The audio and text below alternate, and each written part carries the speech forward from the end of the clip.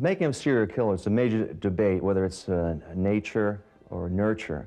And in my research, I just don't believe that someone is born to be a serial killer. And one of the things that I found with the serial killers and serial rapists is that there's an early childhood experience, and they've had childhood traumas. And certainly with Hannibal, he experienced it, he witnessed it.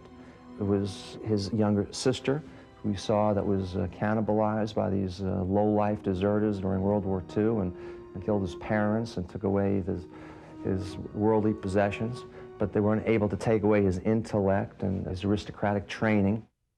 Hannibal is this antisocial personality. He's a chameleon.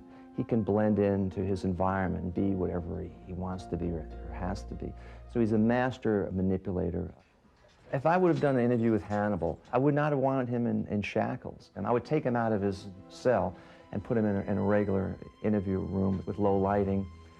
About 3 hours into the interview, if you're interviewing a guy like I'm interviewing, or if it's an interview with Hannibal, what you want to trigger is the fantasy. It's like a CD in their brain.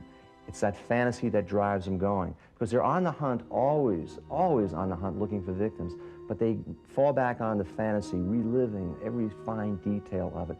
So that's why you can lock up the physical body in a cell like this, but you can never take away what's in that brain.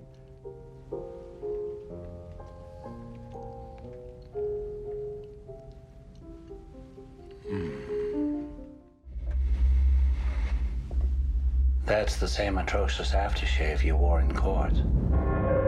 If you recall, well, our last collaboration ended rather messily. Kids like to be scared, you know, bedtime stories, ghost stories, Edgar Allan Poe, or Grimm's fairy tales, and kids, the big bad wolf and Little Red Riding and all that stuff. Lecter's the boogeyman. He's the big bad wolf. Have you never felt a sudden rush of panic?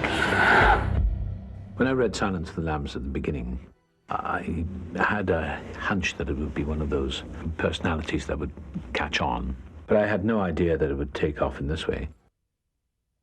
Before I tell you anything more, you will make certain arrangements for me. I don't want to sound self-important. I have no clues as to why this guy's caught imagination. I suppose it's people are fascinated by the dark side of life. There's plenty of it around.